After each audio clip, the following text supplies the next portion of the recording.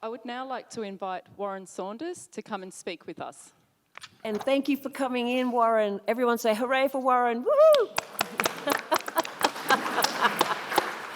He has literally just gotten off a plane and arrived. So I was going to rearrange the order of our speakers, but thank you so much for being with us in this first session and our third session of today.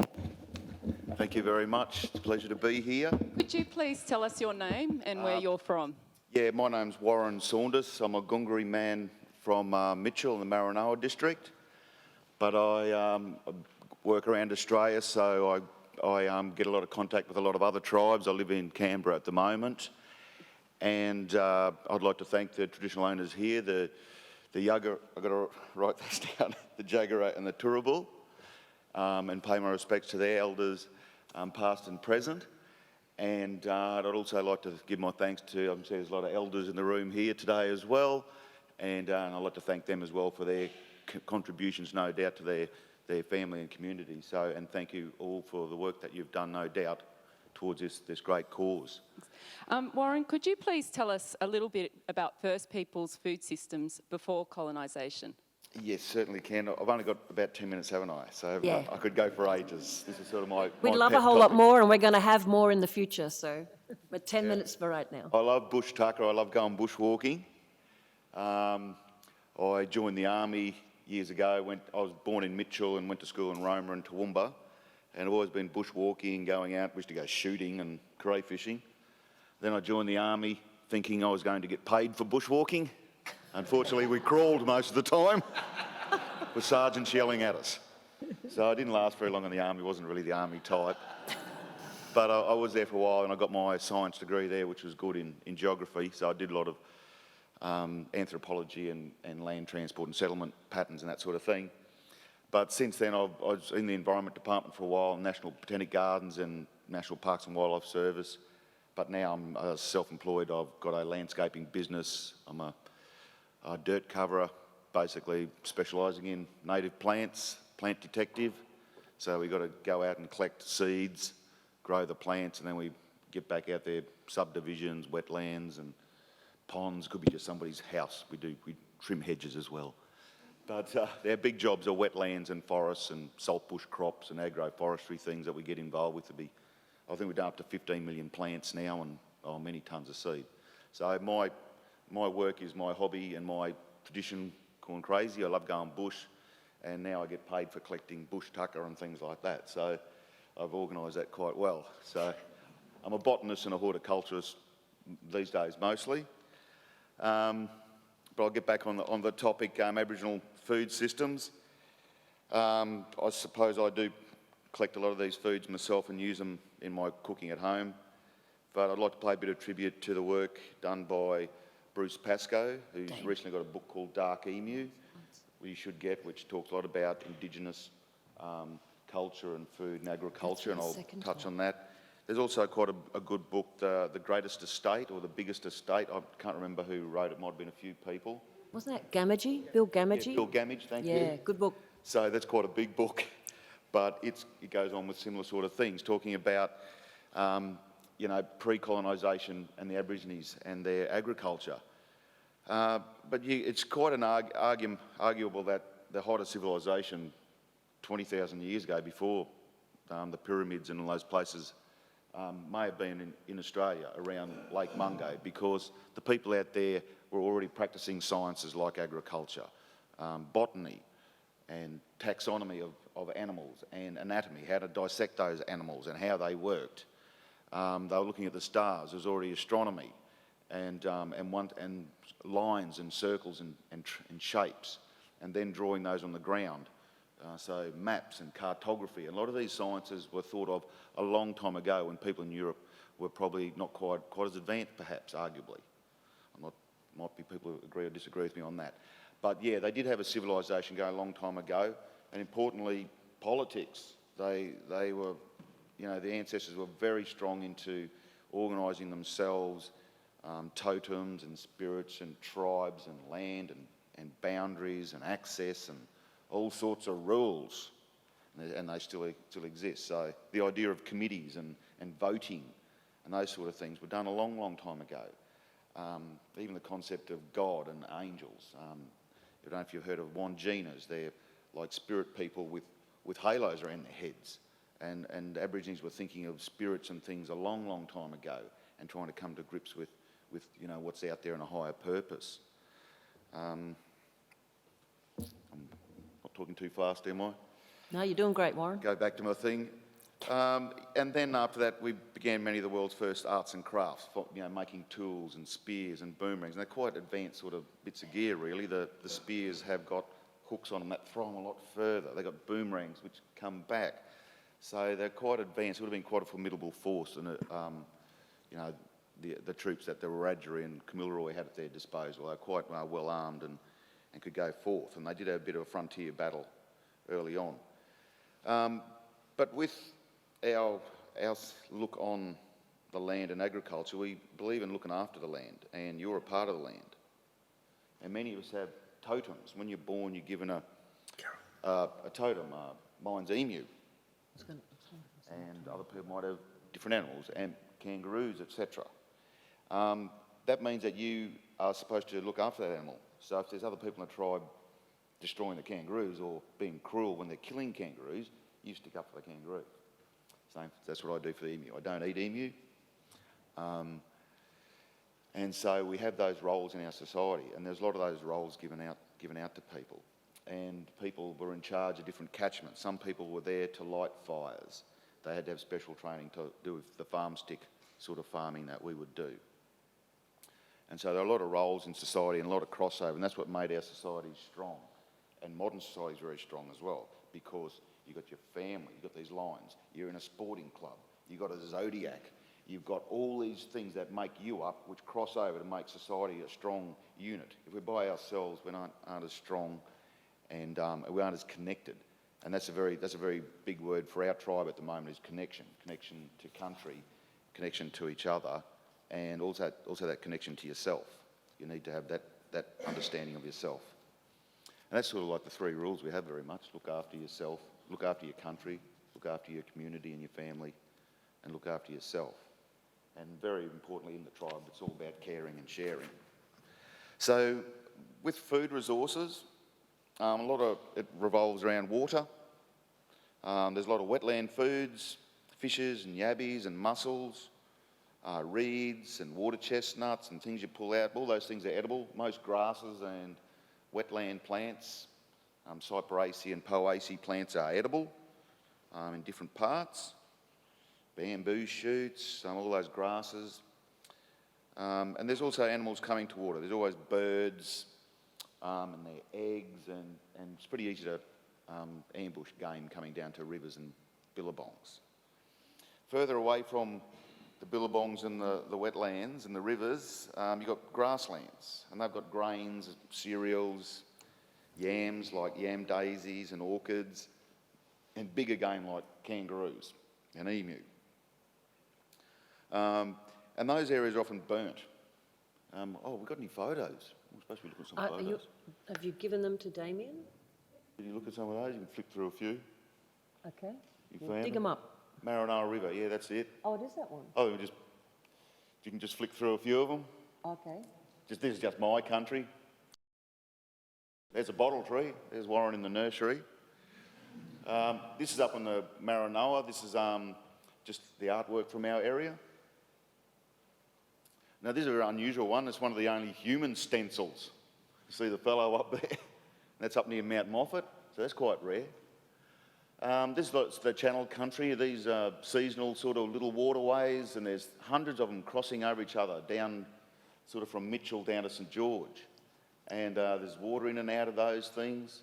There's all this flat country, lenses of sandy country and clay, and there's lots of different food sources in there if you know what you're looking for.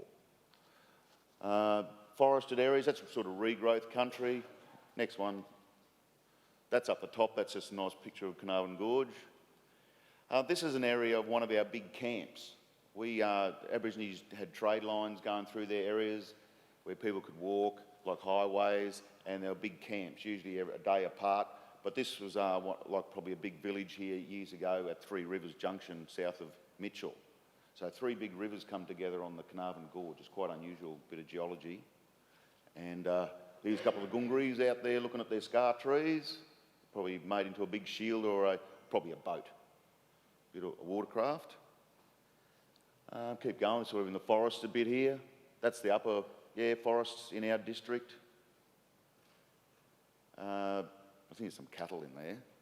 But that's sort of natural country up there. There's not much agriculture going on there. It's all very open. It's not all thick and scrubby like areas that get cleared down on the Brigalow areas and that. So it's all very kind, tame sort of bush. You can walk through it in bare feet pretty well. So old growth country tends to settle down. It's a lot easier to access compared to scrubby, thick, close in sort of country. That's a little bushfire that was up there. That was quite an honour to be in a bushfire. And it was raining. And the fire was just sneaking along. See if it's the next one. There might be a little movie. I think I'll put in a movie. Is that the movie or the next one? And fire stick farming. That was one of the ways we did our agriculture, to burn off areas to get the grass to come up so the stock, so that the kangaroos and that come into it. And in our country, there's a lot of soaks, wet areas where springs come up. So you burn them off, the new growth comes up, and you can sneak around the outsides to get the kangaroos. Other districts, they have valleys. It's a nice grassy valley, trees on the side. You make like a trapping area, and the kangaroos eat up there. They think it's great because you burned it off. And you chase them, they run down, and you can get out nets or trap them or spear them. So kangaroo hunting traps they are. But yeah, it's interesting because the fire just slowly sneaks through the bush when it's burnt properly. And so you can control it very easily. So fire stick farming is a big part of us. The important thing is just seasonal knowledge, when things are going to be ripe. We know that when certain flowers come up, that might be when yabbies are breeding. Coastal people know when certain flowers come out, that's when things are coming up. Eels come up the rivers at certain time, full moons. So a lot of these things you can sort of do from knowledge. I haven't got too much time, have I? I'm going to finish off a couple more. I spoke about fire stick farming, burning areas off. The kangaroo traps, possum and goanna hunting. There's a lot of stuff in trees that you can hunt, and what you do is you make a little hollow hole in the bottom of the tree, and we had lots of these around our district, and you go over and you light a fire in there, and possums come out, especially they've got some teenage possums, let the adults live, and you catch them in bags as they come out, or the goannas come out, or birds might fly out. So you can put little holes into these trees and train all the possums in the area to use the hole. They love it, the adults love it, but you end up taking the babies. So using trees to collect things. There's honey up in those trees as well. We also moved lots of plants and cuttings around. So things like quandongs, boab trees, bottle trees even, around camps, they got dug up and might be transplanted somewhere else. Same as spreading seed, wattle seed, if you want to move it into an area. So there was a spreading of seed. Bunya trees might have been planted on occasion, I don't know for sure, but things like that, macadamia nuts, they're pretty famous crops that are grown overseas now. Tea trees are a big crop too overseas. So medicines and things like that, all the oils from the eucalypts and myrtles and rutaceae sort of plants. And then the fish traps in the rivers. There's big ones at Brewarrina, and apparently the ones at Brewarrina are the oldest constructed human things known. So way before the pyramids, out at Brewarrina, they were constructing fish traps and organising themselves to do all these sort of quite complicated things. So there's a lot of Aboriginal science going a long way back. And then with our grain and that, we used to collect the grain and put it into silos. We had big dishes and things. We'd bury things, silage and sort of stuff. So Aboriginal agriculture and trading was quite organised. We did trade tools across each other and different seeds and plants and animals, and most importantly, knowledge. And that's the good thing about today. It's all about knowledge. The more knowledge you get, the better your life is, I think. Any questions? Excellent, thank you. I just want to say thank you, Warren.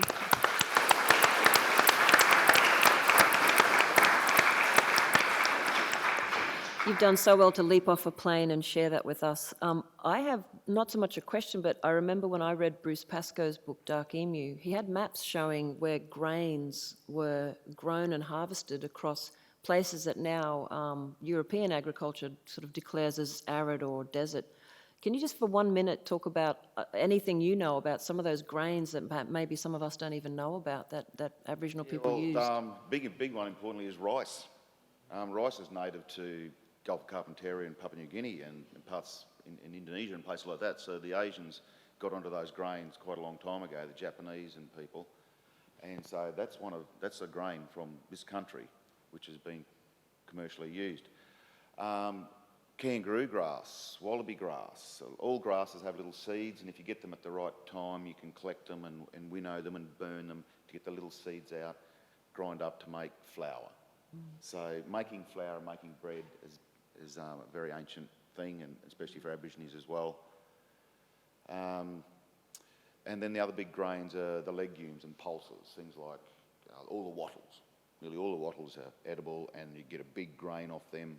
When they're a bit green, they're a bit like a bean, and then when they're older, they go black. So you can store them underground, and you can make up different flours and mix them with other things.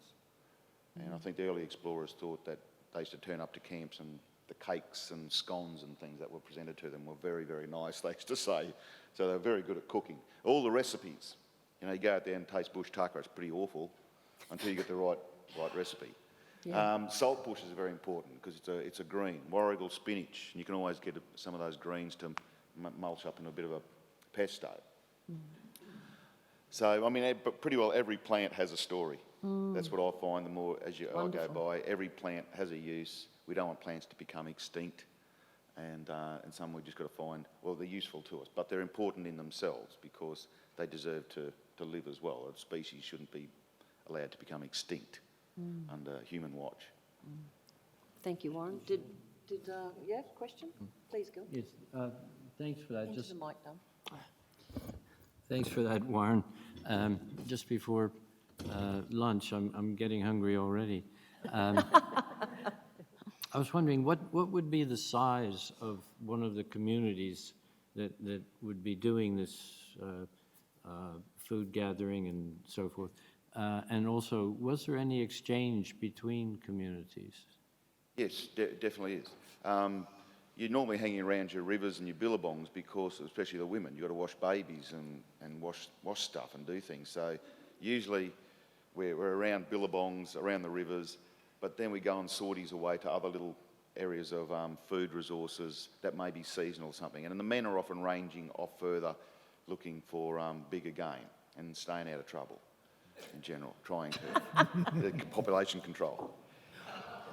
And the young men, because they're very itchy, they're often sent out onto the boundaries to keep an eye on the boundaries. They can go to sites and make sure the mobs next door aren't going over there and desecrating anything or mucking up.